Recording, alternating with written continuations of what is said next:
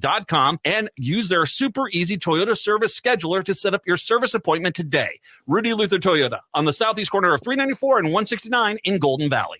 Thanks to everyone who's continued to support AM 950. Good news, the AM 950 2024 calendar is ready to go, featuring photos I took around Minnesota and important progressive dates. Members that sign up with a one-time $25 membership will receive a 2024 AM 950 calendar as a thank you. Make a one-time $50 or $100 donation. You'll get the AM 950 calendar and the brand new AM 950 tote bag as a thank you. Go to am950radio.com for all the details on the membership. That's am950radio.com. Thank you so much for supporting AM 950, the progressive voice of Minnesota. With 2024 here, reserve space for your gathering, either for family, friends, work, or belated holiday get-together at the Park Tavern. The Park Tavern offers private and semi-private party spaces like their party room, the atrium, the 11th frame, and their bowling lanes, and they can accommodate any size party, large or small. They have bowling, food, and beverage packages for any budget, and they're ready to help you every step of the way, making your job fun and easy. For more information or to schedule your event, call 952-929-6810 or go to parktavern.net. Getting the party started is easy with help from the Park Tavern. With a look at your AM 950 weather, I'm Patrick Lilia. Cloudy tonight with a low of 33, then Wednesday, sunshine with a high of 56. The music is still the hottest at Crooner's Supper Club in Fridley. Crooner's is located just north of I-694 off Highway 65 and Moore Lake Drive. View their upcoming music schedules and food menus at croonersloungemn.com. Portions of the following program may be pre-recorded. The views expressed and the opinions given by the individual host, guest, random reptoid, or chupacabra may not necessarily reflect those of AM 950 Radio, its affiliates, or its sponsors.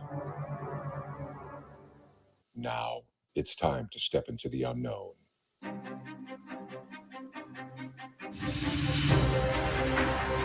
There are things people experience but never talk about.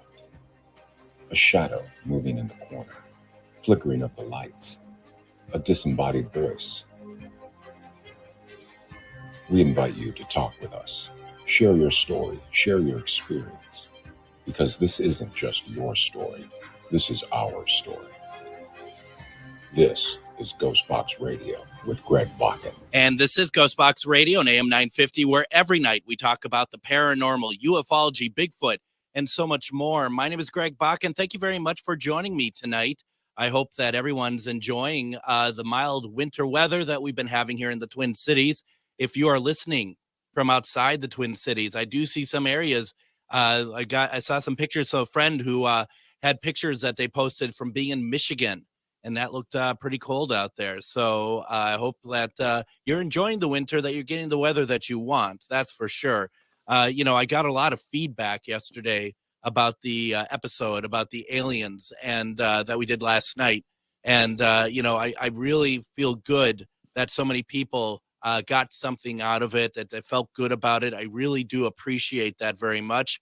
We will be doing more, as we call Just Greg episodes, where it'll just be us all talking. We don't have to necessarily have a guest on, but we'll have a good conversation. Tonight we do have a guest, and one that I'm very fond of. We actually remember back in the day when I was doing this once a week. We had on Lynn Monet. We had her on sometime, I think it was March last year or something like that, and we talked about one of her books, Omnipresent, and knowing full well that there were more books, more discussion about what happened. And when doing the show on a weekly basis, it's hard to kind of focus in and have like a series where we talk about certain subjects and stuff. And now that I'm nightly, I think that's one of the best gifts of being nightly, is the fact that I have the opportunity to kind of have a series of episodes about a subject. And so we're going to be doing that with Lynn. It was not going to be consecutive nights. It's going to be over the course of from now into February that we're going to have Lynn on a few times talking about each book. And I think that's a real way to understand what's going on. Remember, we're going to be talking about the book, but remember that there is no substitution for actually reading it. and reading all the details. And this is only a kind of a warmer to it, to kind of get the idea and understand why it is something you should be reading. For those of you who have read Omnipresent that are watching tonight, feel free to put some comments or questions into the comment section. If you're watching us on GhostBox Radio with Greg Bakun on Facebook, or AM 950 Radio on Facebook, please put in any comments that you want and we will see them. But I'm looking forward to having this conversation. It's nice to have a refresher actually as well. And so I'd like to welcome in author Lynn Monet. Lynn, welcome to GhostBox Radio. Oh, Greg, thank you so much for having me. I was really, really looking forward to doing this with you tonight. Well, and I was too, and I really appreciate that you take the time, and we were able to get you in this quickly. You've been very busy, actually, haven't you? Yes, I have. I've been very busy. I just came back from Denver and shooting a segment for Beyond Belief with George Norrie for Gaia that should be coming out the end of March. That's fantastic. Congratulations on that. Thank you. Very cool. And, I can't help but think, in a sense, the kind of, to be fair, what little I know about you, but I know enough about where you were at the time that the events in Omnipresent started to now. I mean, that's pretty incredible. I have learned so much since that occurred, and I've met so many wonderful people that have all added pieces to the puzzle to help me make sense of some of the things. And I've been able to, advance with my gifts and things like that as well. So I'm actually kind of grateful that I did have the experience, because I've been able to help a lot of other people. Now, the book is called Omnipresent by Lynn Monet. You can find it on Amazon, if I'm not mistaken, right? Yes, Barnes & Noble, even Walmart has it. So even Walmart has it. And if you're fine with it, Lynn, I'm going to put it up on ghostboxradio.com. I have a page where we do affiliate links for Amazon. So if anybody who's listening would like to get a copy, get it however you need to, but would be very helpful if you do it through the affiliate link with us. Now, the book itself, what led you to write this book, this first one? Well, I've always had the gift of second sight ever since I was a little girl. I've been able to see ghosts and things like that. But I went through a period of time where my mother had changed religions. I was raised Presbyterian, and she took a jaunt with the Jehovah's Witnesses, which is a book within itself. And I became afraid of my gifts. But moving forward in my life as a single mother, I purchased a home that, unbeknownst to me, was so haunted that I was never able to move into it. And because of the experiences that I went through with the book, and the lack of real help that's out there that's willing to even come forward, and how you can be taken advantage of seeking help, it made me write the book, hopefully to help people. What does omnipresent mean? Omnipresent means always there. So it can be taken a dark way or a light way. Usually omnipresent is used when you're referencing God or something, a higher being, more light. But it's in this case, it's always lurking. So there's always dark around us and always light around us. And what you choose to do with that is up to you. That's really interesting. I mean, that is the case. And in the book, I mean, there's a fair amount of darkness. Yes, there definitely is a lot of darkness in that story. And I'm sorry, I'm trying to be, I'm trying not to be sensational about it, because I mean, that's what we expect from, the shows and stuff, the darkness, but that is what happened in this situation. Yes, everything that is in this in the book is true. It happened. Nothing is fabricated. I wrote it in such a way that if they wanted me to sit on a lie detector test, that I would gladly take one and I would pass it with flying colors. So yeah, it's the real deal. And I didn't write it for the scare factor in it. I wrote it just as it was, very straightforward, and it's written in first person. It's kind of more like sitting down with somebody and saying, hey, I've got a story to tell you, or something that happened to me that I want to tell you about. And that's kind of how it goes. But because it's true and those events really happened, it makes it, it'll put you on the edge of your seat. That is for sure. You're not going to want to read it at night. Which is the only time I can read. Thank you for that. Because I still have, just so you all know, I have Lynn's I have all of her books, but I have 2 of them that I am going to try to get through before we get her back on, so I can speak with some form of intelligence. I know that's kind of a stretch. But the thing about that is last night on the show, I did a conversation about aliens, and I was very honest and open, not just for myself, but the listeners who shared their experiences. And I think, I really feel like that this kind of comes true with what you experienced here. And this isn't, let me backtrack, because it is absolutely not what it is. What I'm trying to say is, for people who get a real kick out of the dark stuff, that they really love reading the dark stuff. Yes, it's there, but be careful for what you wish for, because it could actually happen. You never wanted that. That's why I backtrack. Because I'm like, no, that's not what you ever wanted. But when people are like, oh yeah, I can handle this, I can do this, I can do that. And the fact of the matter is, if you are really faced with darkness, and I don't think a lot of the people who are like, paranormal warriors, wannabes that go into these locations, if you really ran into darkness, that's a totally different type of strength that I think you have to really dig deep in some ways to pull out. That is absolutely true. And when I wrote the book, the whole thing actually disappeared off of my computer twice, and I had to rewrite it 3 times. Oh my God. Because as you know, when you're dealing with this sort of thing, they like to be recognized but not exposed.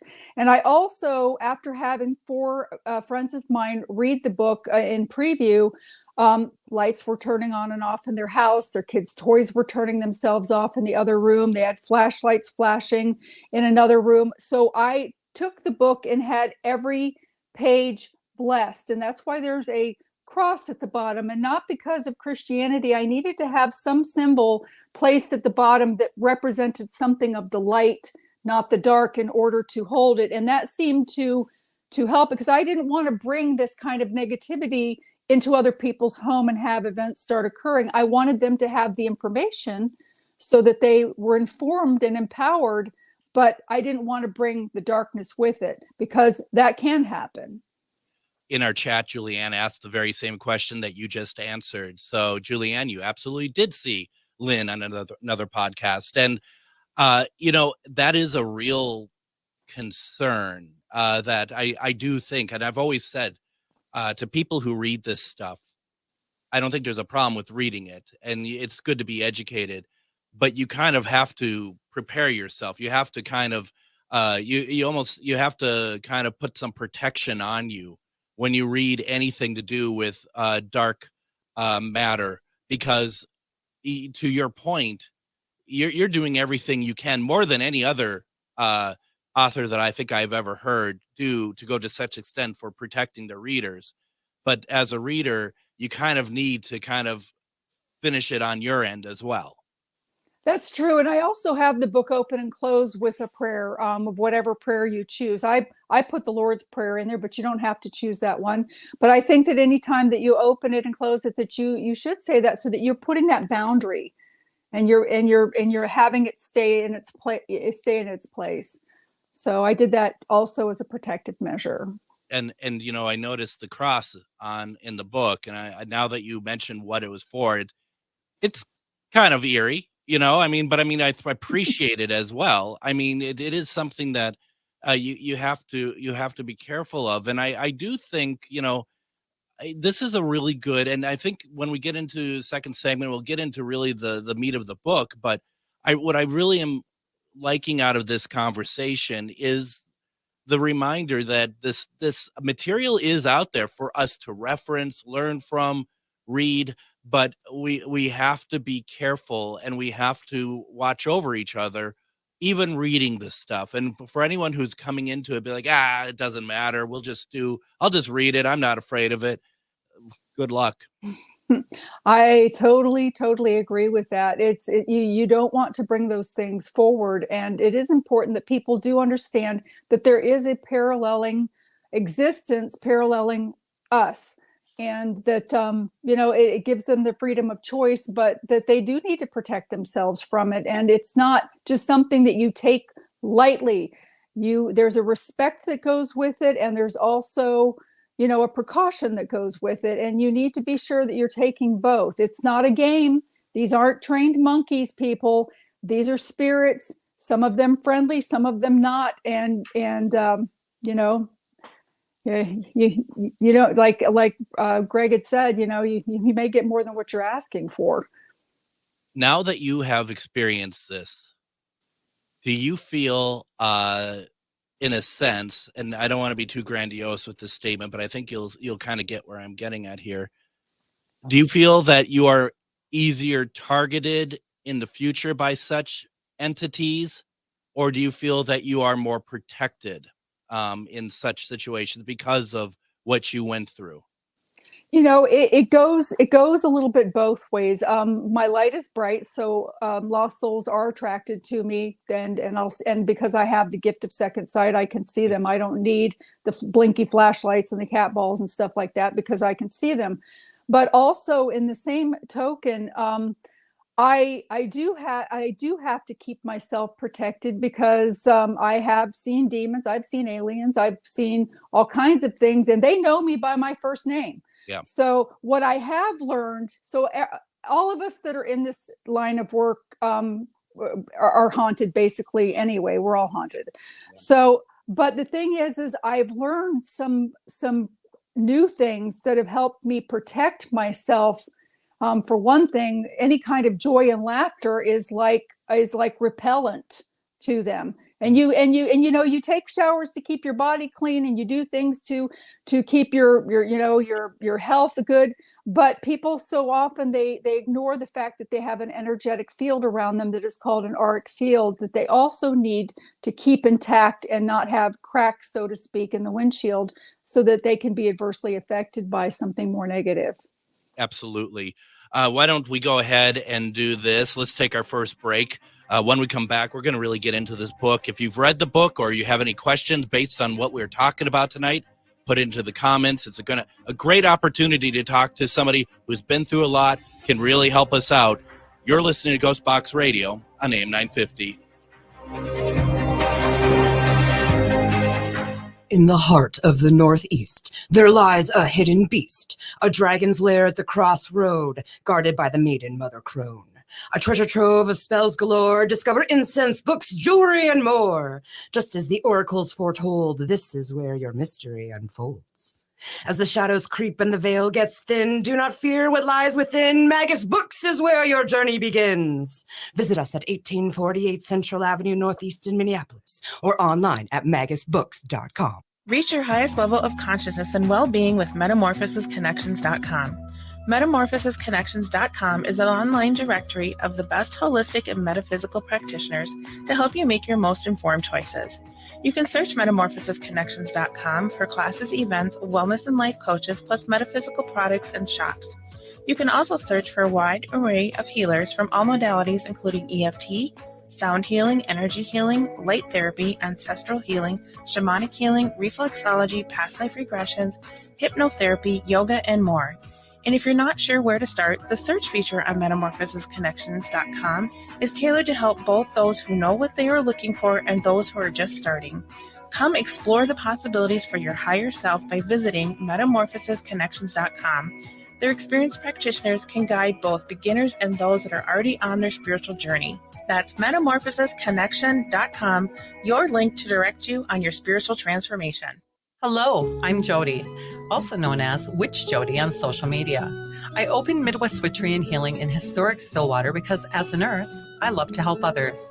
When you come and visit Midwest Witchery and Healing, you will find everything from divination and magical services, classes to ritual tools, jewelries, handcrafted candles, witchy gear, and much more. My store is a safe environment for all on their own unique path. Look for the purple door. Find out more at MidwestWitcheryHealing.com. The AM 950 2024 calendar is still available, and it's not too late to get yours, featuring photos I took around Minnesota and important progressive dates. Members that sign up for a one-time $25 membership will receive a 2024 AM 950 calendar as a thank you gift. Make a one-time $50 or $100 donation. You'll get the AM 950 calendar and a brand new AM 950 tote bag as a thank you. Go to am950radio.com for the details on the membership. That's am950radio.com. Thanks to everyone who's already received their calendar, and thank you so much for supporting AM 950, the progressive voice of Minnesota. And welcome back to GhostBox Radio on AM 950. My name is Greg Bakun. Thank you very much for joining me. Tonight we have author Lynn Monet on the program. We are talking about her first book, Omnipresent, and we're going to get into a little bit more details about the book and the traumatic experience that not only you, Lynn, had, but your family as well. Yes, and friends too. So there were a lot of workers, all kinds of people that had experiences there. It's amazing how your friends do get affected by these situations. You know, sometimes I think people forget about that part of it, but it's very prevalent. Before moving on, Julianne says it could be regarding the power of what the book can have. Julianne says it could be equivalent to having a haunted item that has energy, and words in a book are energy. You know, the funny thing is, when I say funny, I don't mean funny at all, actually, that you think about what is it that people use in exorcisms? They use verses, they use words. Why doesn't it work both ways? Of course it does. So something that people should, kind of think about and protect themselves while doing this. But it's worse having to live through it. And so can you walk us through a little bit about the events in the first book, please? Yes. I, as a single mother, I'd been looking for about a year for a house, and this house came up on the market, and the realtor called me and she said, this house is not even on the MLS yet. My colleague just came back from taking pictures, and it is in your price range, and it is too good, almost too good to be true. And of course that should have resonated with me, because it was. Yeah. It was a 2,400 square foot, 2-story house on a Florida flat, half-acre lot, which is good luck finding that in North Carolina. And it was a beautiful, beautiful home. And we went to go there, and things pretty much started happening right away. However, because I had been conditioned from age 10 until 16 with being told that my gifts were demonic and that I was possessed. I mean, if I was continuing to still see things, but I would run out of a room just as fast as anybody else, or I would ignore them. So I was ignoring the things that were occurring in the house when we went in there at first. But there was consistent problems with the lock on the double entry doors, and with the keys not coming out, or it wouldn't turn. And I had gone ahead of my realtor, who was struggling to get the key out, and out of my peripheral vision, I saw a young man hanging in the stairwell. This was a split level house where you would enter in a foyer, and then it had ascending and descending stairs. And he was hanging in there. And I remember seeing him as clear as day. And I turned to look directly at him. And of course, then nothing was there. And I thought to myself, oh my God, why would I be thinking of something so awful? The neighbor next door verified that the young man of the people that originally moved into the house, that built the house in the 1970s, and people, it's not about the age of the house, it's about the age of the ground that it's built on. A brand new house can be haunted if it's built in the wrong place. And it was verified by the next door neighbor, who was the very first house on the street 20 years earlier, that the people that built the house next door to him had a son that did in fact commit suicide and hung himself in the stairwell of that house. So that was validated. And I only ended up, as I said, I never moved in. I did purchase it in March. I owned it for 8 months, and I was trying to get renovations and things done on it, and I couldn't keep workers in there. I had 4 workers come in there. The last one was stoned all the time, so he basically carried attachments with him, and they were his friends, so they didn't bother him. But the first 3, I ended up with the third one. It was a friend of mine's cousin, who I got to find out what had happened to him while he was in there, which was interesting. But everything kind of started as we spent the first, well, no, actually back up a little bit. When we went over there the first day after I received the keys, I was standing in the kitchen preparing dinner, and my daughter comes into the doorway and she says, Mom, what did you want? And I said, well, I didn't call you. And she said, yes, you did. She said, you called me twice and I said that I was coming and you called me, the second time. And I said, no, I swear I didn't call you. And she said, I swear you did. And of course, my son comes in and he's peering in under her arm and he says, Mommy, I heard you call her too. So these things immediately started mimicking our voices. They knew who the mother was. They knew what our names were. And everything kind of started up pretty fast, but I was in denial. I'm like, oh, well, Brittany's a common name. Maybe it's somebody outside calling her kid home for dinner and we'll meet the other Brittany and you'll make good friends. So I kept trying to make it okay. I mean, you kind of have to, right, with kids and stuff, and let alone the fact is that you've put everything into this house now. Yeah, I've signed on the dotted line. It's not like you can go back and say, gee, I don't want this anymore. I found out that it's haunted, so you need to undo the mortgage and give me my money back.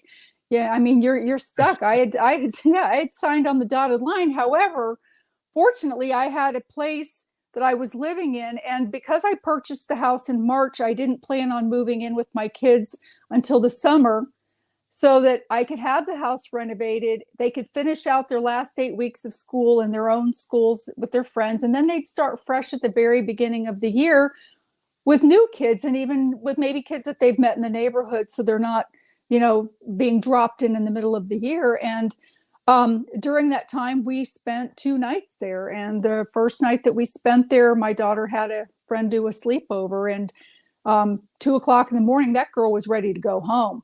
She had gone into the kitchen to get some Oreos and something spooked her bad enough that she wouldn't even go to the bathroom without having my daughter along. And I mean, how many 13-year-olds do you know in the middle of a sleepover want to get up at 2:00 in the morning and go home? They want to stay up all night giggling. And that was the very, very first night that we spent there. And she had actually seen something in the kitchen that did bother her. But the second night was where things really started to amp up. Because the first night wasn't enough. The second night is when it really started. Okay.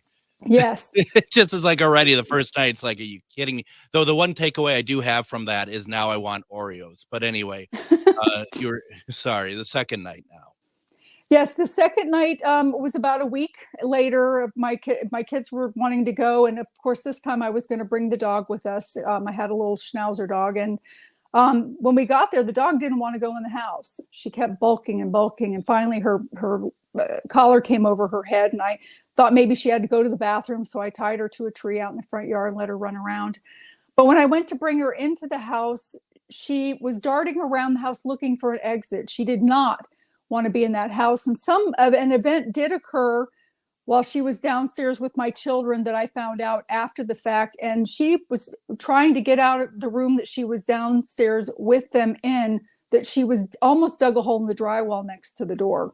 That's how scared she was. And of course, I didn't understand when I saw the dog come up in the kitchen and she's trembling. I'm thinking that she was cold. So I wrap her up in a towel, but that dog would not take her eyes off of me.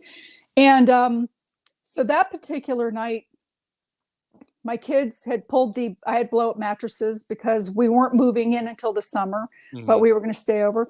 So my kids had drug their mattresses into the master bedroom and they had a TV playing. And I was thinking to myself, I've started so many things. I just want to finish one in the house. So I took on the master bathroom and went in and painted the ceiling and the walls. And when I came out to go to the kitchen to clean my brushes, after I finished up, I started to exit the kitchen. And that is when I saw the first demon coming up from the lower level across the front entry doors and shot up in front of me when the ascending stairs and down the hallway towards the master bedroom. Now, my kids had been seeing things, but they weren't saying anything. So I found that out after the fact. So I'm standing there frozen. I mean, this thing was the most horrific thing I've ever seen. It was up on its haunches. It had a narrowing to its face with nose holes or nares, like a horse. Yeah. And it had a tapering to it. And the appearance of it was a brownish color, and the skin just kind of hung over the bone. with it, and it had very, very long nails. And with it shooting down the hallway, I just kind of froze. And I'm like, what on earth is that? And my kids were sleeping, and I'm thinking to myself, okay, I've been painting and there were fumes and I haven't eaten in a while. And I'm trying to rationalize why I'm seeing this thing until I hear my dog growling at the end of the hallway. And of course, I immediately go down to see what's the matter with her. And she is standing in the doorway of that bedroom with her hair up on her back, ferociously growling. And when I walked into the room, I went to pet her on the top of her head, and she put her ears back for a minute, but she still stood there. Well, it just so happened that particular night I showered and laid down with the kids. But when we got up the next morning, I said to my daughter, I said, well, how did you sleep last night? And she said, I didn't. She said, I felt like something was standing in the doorway staring at me all night long. And when when my son got up, the night before, had taken a bath, and he had on shorts, pajama shorts and a shirt. And he woke up with bite marks in 3 places on his legs, upper and lower. I mean, they were purple and you could count the teeth. And I asked my son, I said, Austin, what happened? What happened? And they were smaller than they would have been if my dog had bitten him, and she wasn't prone to biting anyway, but they were bigger than like a rat or something. So he starts touching them, and he's like, well, I don't know. And I mean, that happened while he was sleeping. And anybody that would be bitten that hard that it could leave, you could count the teeth marks, you would have felt it. You would have woken up. Yeah. Yeah. And he didn't. He slept through it. So, that was actually the last night that we spent the night there. Okay. So, first of all, I have to say, it's amazing how, and I've heard this before, and I think a lot of people when you run into this sort of situation that something scares the what out of you, but you're able to have a pretty good idea of how to describe it, like this entity that you saw, because it like burns into you, doesn't it? The sight of it kind of burns into you. It does. And once you see it, you can't unsee it. And like I said, I mean, I can draw a picture of it and remember it just as clear as if it was yesterday that I did see it. But I because I could no longer deny what was happening. And the thing is that several days after, you kind of get away from the house for a while, and you start questioning yourself, and you're like, oh, but it's such a nice house. Maybe I was imagining what I saw. The kids weren't talking about what they were seeing at that point. And so I went back, and I had the third worker there. The other 2 didn't ever finish the job, and they had reasons that sounded reasonable of why they didn't come back. Not one guy left his DeWalt tools. He didn't even come back for those.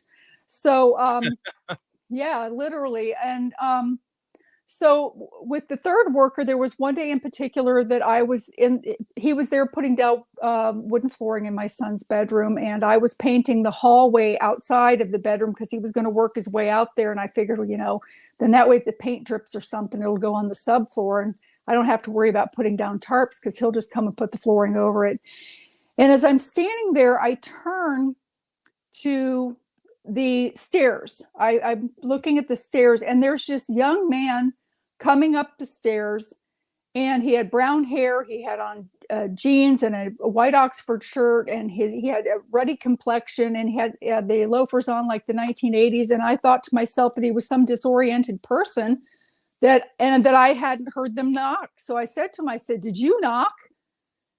And then I hear the guy that's putting down the flooring say, no, I might have dropped something. And then when I looked directly at the stairs, then the guy was gone. So I knew, but I could see the waffling of the energy in front of the stairs. So I knew that something was still there. But so in that moment, I'm like, okay, we have a ghost in the house. So that particular day, I left to go and get my kids at school, and I'm sitting in the car line in my van, and I get this call from the guy that's putting in the wooden flooring, and he says, I have to leave right now. There's something weird about this house that I've never experienced. And the line dropped. Wow. It took me about half an hour to finally get a hold of him. And I said, well, what happened? Or what's the matter? Why can't you finish? And he said, well, I'd rather be there when you're there. And I'm like, well, I'm not going to be back for a while, and I need to have the job done. But he never did come back. However, he was a friend of mine's cousin, so I got to find out what actually happened in the house. But that, because he left so quickly, he did not secure the house. So some of the windows were left open and the house was not locked up, and I was going to be working a weekend. So I had my neighbor from next door go with me to go back to pull in an air conditioner from one of the upstairs windows and to secure the house. And that's when things really started to amp up. Oh, because it hasn't so far. Just kidding. No, I know, right? Oh my gosh. If that's not enough for you. Yeah. Yes. And, and again, I'm still like in denial, and I'm trying to make it work because, I mean, what else am I going to do? I've signed on the dotted line. I've actually sold the place that I'm living in. I've got 30 days to get out. So I'm going to have to make this work one way or the other. So when my friend went with me, we got there. And again, now I'm having trouble with the lock on the door. And I finally got the door open. She steps into the foyer, and there's one thing about them. There is an intelligence about them, and you do not want to mock them because they will target you. Yes. So she stood there and she said, "You're not going to leave me here and let the boogeyman get me, are you? Ha ha ha." Well, they targeted her. Yep. And we ended up securing the house, but we stopped into the kitchen, and I was proud. I wanted to kind of show it off to her a little bit, and she hadn't been there before. And she's standing in the kitchen, and she's holding a wooden carved horse heads, Morgan horse heads, in each hand that I had purchased for my daughter's bedroom because she wanted a wild horse theme to drape her valances over. And all of a sudden I hear this buzzing, energetic sound that sounded kind of like a didgeridoo. It was wah wah, that buzzing sound. And when I turned, I could see this ectoplasmic wall from ceiling to floor moving in on us. And I didn't say anything because I thought I was the only person hearing it. And all of a sudden, my friend Ellen says, "What's that noise?" And I said, "Oh, can you hear that?" She said, "Yes." And I said, do you remember on the way here, I told you that I suspected that there was a ghost in the house, and you said you were okay with coming in with me? And she said, "Yeah." And then she started screaming. She dropped the horse heads down on the counter, and she said, "What is it? What is it? A spider bite?" She says, "It burns, it burns." And when I lifted up the back of her shirt, she had a 4.5-inch claw mark diagonal between her shoulder blades and underneath her bra strap. And while I'm looking at this, I'm like, well, what happened? Did you scratch yourself on the car? Because there wasn't even any furniture in there yet. There was nothing that she could have scratched herself on in the house. And then she starts screaming again. And she said, "It got me again. It got me again." And she had another 2-inch claw mark just below her belly button off to the side. And I started screaming out every name that you could call God, from Jehovah to Allah to Buddha and everything, and was commanding them to leave. And that ectoplasmic wall, which is a portal, started to subside, but it didn't go away. It was kind of lingering in the doorways. And I told her, I said, "Leave. I'm going to go ahead and lock up." And at that point, I wasn't going to mess with that deadbolt and get my key stuck in there again. So I just did the hand lock knob and closed it, because I figured if anybody else wanted to come in this house or break in, this house can handle itself. I am out of here. Right. Oh my God. I mean, yeah. Why don't we take our next break? For those of you who want to maybe shower in some holy water after listening to that, and we can pick up where Lynn left off. What a fascinating conversation tonight. If you have questions, put them in the comments. You're listening to GhostBox Radio, and we'll be right back. If you own a holistic or metaphysical business and are looking to expand, then you need to be listed on metamorphosisconnections.com. It's a network where you can grow with like-minded practitioners and reach new clients. Metamorphosisconnections.com is an online directory you need to list yourself and your business.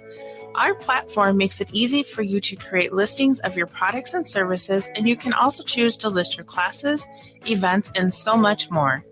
Metamorphosisconnections.com helps you create weekly and monthly promotional ads targeted towards your potential clients and promotes them for you via social media and newsletter. There are clients searching for your specialty right now. Let us help them find you. Start your listing today so you can share your own unique gifts and talents by finding the level of membership that best fits your needs. Let us help you reach your clients that are searching for what you do. Visit metamorphosisconnections.com and sign up today. Feeling like people just don't get the vibrant rainbow unicorn that is your celestial essence? Have you been wondering how you stepped into this infernal, mundane timeline full of muggles, NPCs, and toilet paper shortages? Here at Magus Books and Herbs, we get you, and are staffed with real-life unicorns just waiting to help you rediscover your shine. So come explore your magical side with books, herbs, incense classes, and more at 1848 Central Avenue Northeast in Minneapolis or online at magusbooks.com. Hello, I'm Jody, also known as Witch Jody on social media. I open Midwest Witchery and Healing in historic Stillwater because as a nurse, I love to help others. When you come and visit Midwest Witchery and Healing, you will find everything from divination and magical services, classes to ritual tools, jewelries, handcrafted candles, witchy gear, and much more. My store is a safe environment for all on their own unique path. Look for the purple door. Find out more at MidwestWitcheryHealing.com. With a look at your AM 950 weather, I'm Patrick Lilia. Cloudy tonight with a low of 33, then Wednesday, sunshine with a high of 56. The music is still the hottest at Crooner's Supper Club in Fridley. Crooner's is located just north of I-694 off Highway 65 and Moore Lake Drive. View their upcoming music schedules and food menus at croonersloungemn.com. AM 950, KTNF, St. Louis Park, Minneapolis, St. Paul. A high near 56. My gosh, I should be wearing shorts tomorrow. Who am I kidding? I'm wearing shorts right now, and it's 35 degrees out. Welcome back to GhostBox Radio. Join me tomorrow on GhostBox Radio with Greg Bakun. We're going to be talking about an area of Minneapolis that I absolutely adore. In fact, it's where I kind of did all my practicing of using Spirit Box and doing my own paranormal journey. We're talking about St. Anthony, Maine tomorrow. It's going to be a great conversation, probably with myself. It's such a great place that it's worth talking about. And I'll explain why it's probably just going to be by myself tomorrow. So definitely, if you have a chance, listen to that. We are talking with author Lynn Monet. We are talking about her book, Omnipresent. She's scaring the you-know-what out of us right now. And I try not to be, I have to be careful when I say that, to be honest, because, yeah, that's scary stuff, but you lived it, which that's a huge difference right there. But, I mean, I think to myself, why do I bring people like you in always when I'm at the station by myself, and that this place is kind of creepy at night? And of course I don't have any lights on in here. That would be smart. So it's just, gosh, what an incredible experience. Now, where we left off here, and we're in our final segment, where we left off is you and your friend left your house. She's been scratched twice, and it's probably worth noting, more than likely, that her shirt was not scratched, right?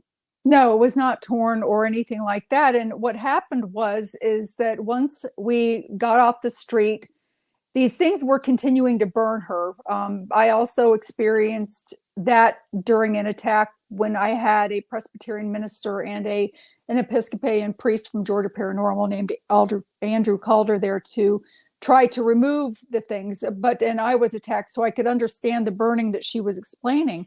But the thing is when I got home, I couldn't be in denial anymore. So I started trying to look up places. I'm like, okay, well, I've got a ghost and something, but somebody can come in and get these out. So I started looking for help, and I the day after, I went through the yellow pages and called every single church and went down the list, and most of them were saying, oh, well, contact the Baptists, the Catholics, they do that sort of thing. I went all the way up to the Catholic diocese in Charlotte, and they told me that they do exorcisms on people, but not houses anymore. And I'm like, well, it's not me, it's that house, because I'm not having a problem when I go to my other place. But the thing is I also had people that said to me, well, if you were attending our church, you wouldn't be having this problem. I've heard that before. Yeah. Yep. And I also had them say to me, because I would tell them, listen, I'm a single mother. I don't have, a man in my life to help me with this. And they would turn around and assume that I was promiscuous and that my behavior was what was drawing them in, even though I hadn't even been out on a date in 4 years. Yeah. So they were placing judgment on me. And I understood that, even though their slogan is, what would Jesus do? Jesus would have helped me. But I also know that they didn't understand or have the skills to help me anyway. Yeah. So I ended up having Georgia Paranormal come in, and my daughter overheard me talking to Andrew Calder on the phone. And so she came in and she said, when I got off the phone, she said, Mommy, she said, I've seen those things too. And I'm like, I was kind of playing dumb, like the birds and the bees. You don't want to tell them too much. You kind of want to figure out which way they're going. So I said to her, I said, well, what do you mean? And she said, well, there are 3 things in that house. She said, one of them is a wolf looking demon. And I said, yeah, okay, I've seen that. And she's talked about the one that there was a second lower level demon in the house as well, because there were 2 demons and a young man that had hung himself the house. And these are real demons. These, people will call you all the time, but if they've got a lost soul in their house, oh, it's a demon. And 99% of the time it's not. It's a poltergeist or a lost soul. But anyway, these were real demons. And so I said to her, I said, well, what do you mean? I said, well, why don't you sit down and draw yours on a piece of paper of what you saw, and I'll draw mine and we'll compare it. And they were both so close in the details of what we had both seen. So I know that we're in the last segment, but I would like to add, with the third worker, I was able to find out what happened to him, and so many more things happened in this book of different things that I'm not even mentioning here. So I saw my coworker and I said, Bobby left, he never came back. I said, would you ask him what happened? I think it's something paranormal related. And she said, okay. So he ended up going to her house for the 4th of July, and he was drinking a few beers, so he's feeling a little talkative. And so she asked him, she said, well, what happened at Lynn's house that you never went back? And he said, I am so sorry. He said, Lynn's such a nice lady, but that house is words that I can't say on the radio, but it starts with an F and it said up. And he said, and he said, I couldn't go back there. He made mention that he was sitting on a garden seat, a wheeling garden seat because of his knees, putting in the tongue and groove flooring, and he had a trowel and a block of wood and a mallet.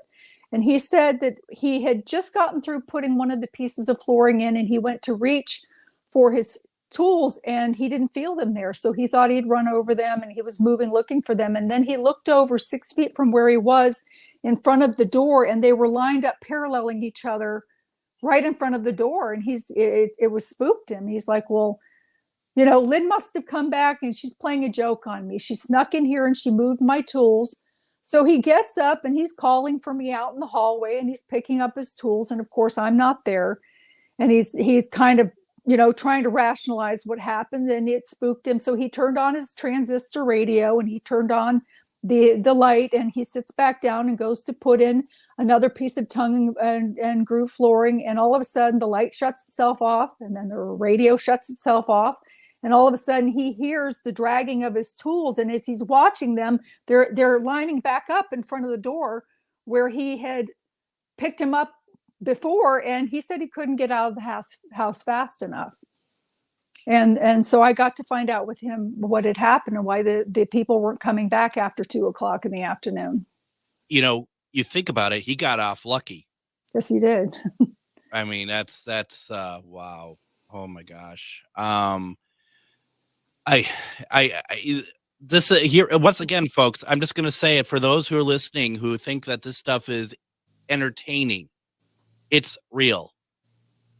It's 100% real. This stuff happens. And I've been doing this for a very long time, and I am very thankful nothing like that has ever happened to me. I don't, that you don't go looking for it. That's for sure. No, that is absolutely correct, because you know what? You may not be able to get rid of it. And you've got to consider that. It's very difficult to, And the name of the book is Omnipresent. For a couple of people are asking in the chat what it is. Omnipresent is available on Amazon and Barnes and Noble, and as you said, even Walmart if you go look for it. And my website, www.lynnmonet.com. So it's also there. Definitely go there and check it out. And it's interesting because, like you said, and you mentioned, and the church asked that it wasn't. It's the house. It wasn't anything with the people. That's right. And I find that very interesting because and I'm no expert by any stretch of the imagination, but I don't really ever hear about demons like inhabiting a house opposed to them being attached to people. And I've heard that too. These entities, there was something that must have been buried on the grounds. I had a lady that came, the last lady that came to try to remove the problem. She had made mention that if my house had been built 3 feet over from where it wouldn't have been haunted, because she was talking about ley lines and vortexes and how some of them travel, even the veils and things that aliens use and Bigfoot uses to disappear and come out of one portal into another, that my house where it was built had kind of broke into part of that. And because there was a fireplace that was built in this room that was in the underneath, the ground, it was just a little window that peeked out over the top. They were able to come into the house. So, and for whatever reason, when she spoke to the hell dog, because she actually spoke to the hell dog, he presented while she was there. She asked, what his purpose was, and he was there to guard something on that land.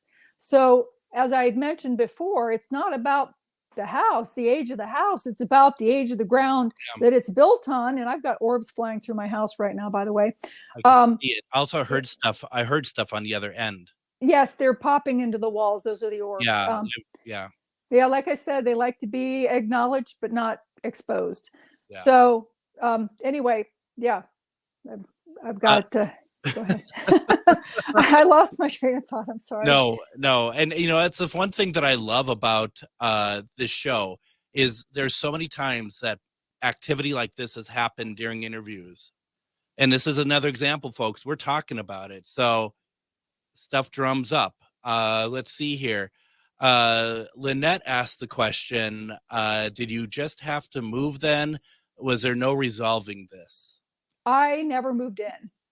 Yeah, I never moved in. I stayed. All of my new furniture and stuff that I had set up in the new house for my kids, their new bedroom suites, we moved back into the place that we were living, and I canceled the sale of that, and I gave the people their deposit back, and we ended up staying there. I did end up selling the house, and just so that everybody knows, I did try to tell the people that were purchasing it from me. Because as we were coming out of the house, the woman complained to her husband, "Why did you push me?" And he's like, "Well, I didn't push you." And she's like, "Yes, you did." And he said, "No, I'm 3 steps back from you. I can't even reach you." And I knew what it was that pushed her, because that hell dog kind of, that was his main place that he was most of the time, was in that stairwell. He liked that stairwell. He would manipulate the locks on the door. He would growl at people when they would come to the door. And so I couldn't have done to me what the people, I understood why the people sold it to me and didn't say anything, but I couldn't do that. I in good conscience. So I said to them, I said, do you believe in ghosts? And they both immediately cut me off and said, "No, we're Baptist. We don't believe in those sorts of things. We don't entertain those sorts of things." And I'm like, okay. I mean, I would have told them the truth if they had asked me, but they didn't want to hear it. And they moved out 6 months later. I could imagine when you heard her say, "Why did you push me?" I bet your heart just sunk into your stomach. It did. It really, really did. And, I drove past there 6 months later, not wanting to, but there was a backup on the interstate and I had to take a shortcut, and it just so happened that it took me past that way. And when I passed the street, I noticed that there was a sign in the front yard, and my heart just sunk, because I had really hoped that maybe they had something that I didn't have that would protect them more than me, or maybe what I had done to get the things out of the house would have had a delayed, reaction, and then maybe it would work for them. I wanted it to be good for them. And when I went past and saw that there was a for sale by owner sign in the front of the yard, my heart just sank. But coming off of that street, it was a dead end. When I had to turn around and go back in front of that house, I was trying to be very quiet and inconspicuous, because I didn't want them to come out and invite me in. I had no intention of going. But my radio of my car turned on full blast when I got in front of that house. I couldn't turn it off. I couldn't change the channel on it. Nothing. It was blaring. And boy, I left skid marks getting off that street, going around that stop sign. I was going to say, I bet it wasn't going to let you just quietly go by. Nope. It wanted to let me know that it was aware that I was there, and to let me know that they were still there too. My God. What a story. Honestly, folks, once again, the book is called Omnipresent. Author is Lynn Monet. We're going to have Lynn back in a couple weeks. We're going to talk about book 2. We can still talk about this as well. The conversation keeps going. But folks, honestly, after listening tonight, say a prayer, close out, do whatever you need to do, cleanse yourself of this story, honestly, right? Yeah, sage yourself, take your salt bath. So, and I'm sending love and light to all of you, to surround you with some protection as well. So please take that as a nice warm hug and protection. And again, take it seriously. It's not a joke. Absolutely. Lynn, thank you very much. Tomorrow we'll be back on with talking about St. Anthony, Maine. If you all get any activity tonight or anything from this, let me know. We'll see you tomorrow. Take care, everybody. Good night. Good night. Hi, Matt McNeil here. You're listening to the best progressive radio